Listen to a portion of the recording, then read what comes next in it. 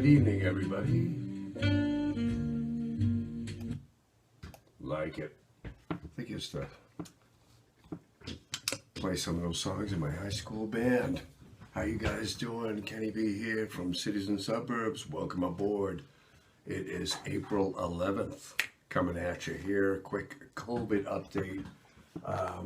Looks like the cases in Massachusetts are continuing to decrease, but increasing. How are you guys doing with the shot? If you can get a vaccination, please do that. It is just, again, just if you get a little queasy afterward, that is okay. It's natural. That's your body saying, hey man, I got you covered. All right. You may get a little sick, but I'm fighting this sucker for you, and we're going to beat this COVID back. Looks like, holding at 17,000, 42 confirmed deaths in total since 18 months ago, roughly, in the state of Massachusetts. Right now, today, there were 1,831 new confirmed cases reported, bringing the total to 619,855 total confirmed cases. And probable cases, 160. Okay, so, you have the cases, and then you have people who are actually really sick that need to be in hospital. And then we have folks that are just showing minor symptoms, but everything is recorded here, and recorded and reported. It's still out there. We're getting our inoculation, and I hope you are too.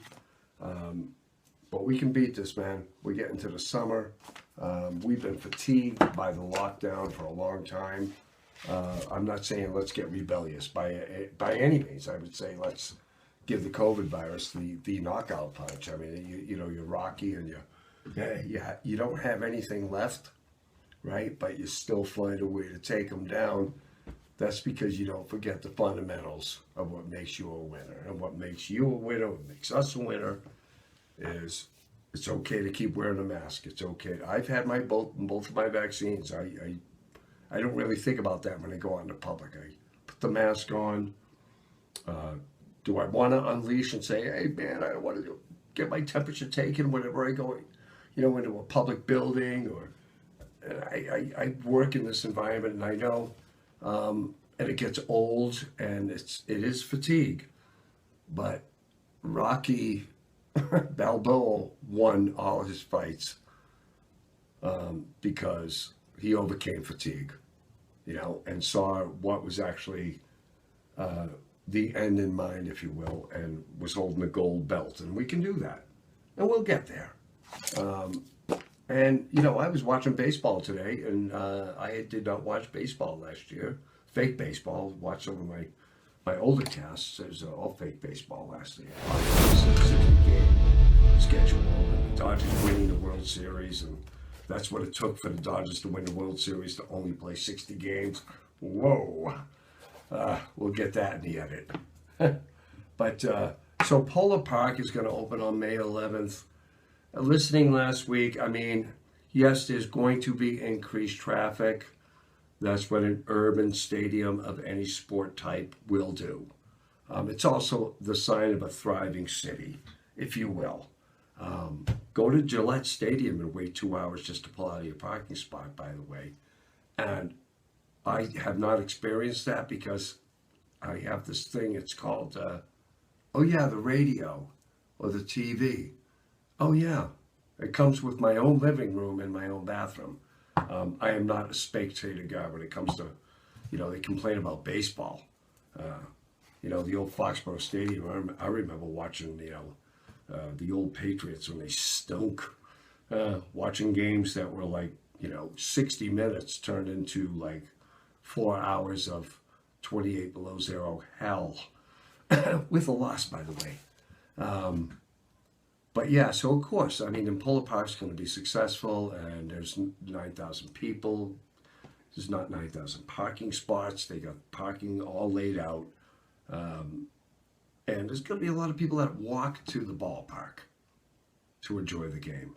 you'll know. Maybe this will help to increase Union Station. We're going to be using that parking garage a little bit more. And there's so much retail in the back by Temple Street of Union Station that has been like available and for rent for like years. So maybe this will help actually bring in some nice memorabilia shops and things like that. And the spinoff from Polar Park. So May 11th, hold them up high.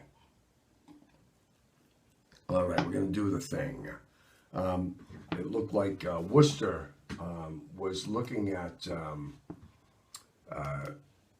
the homeless population and the firestorm issue of Worcesterized restrooms for the homeless.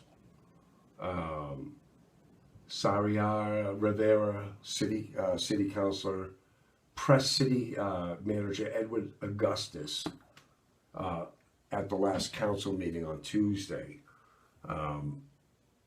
saying that it's a public health issue that the homeless population of Worcester do not have an adequate places to eliminate. And we are finding now the downtown Worcester Business Improvement District has said its clean team has been encountering human waste more often recently because of the shutdown. City Hall, the public library, now these were frequently frequented by a majority of the homeless population in the city of Worcester. Let me just say the conditions are atrocious, by the way. Any public restroom that you go to use,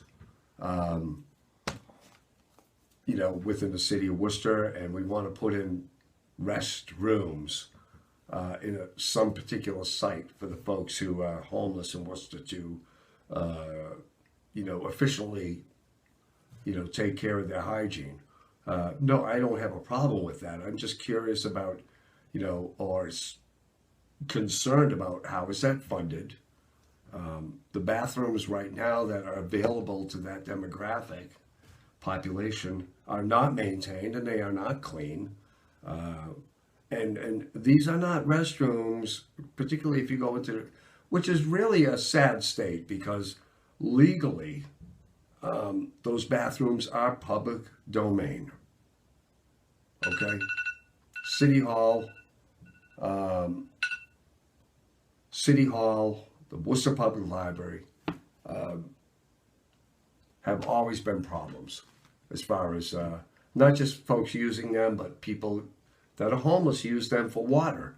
They clean themselves, they wash their wares, and oftentimes we find folks who use them to use drugs that are deadly, and you could find someone in one of those facilities that has perished because of a drug overdose. It's not uncommon. It's not uncommon in Worcester. It's not uncommon in the United States.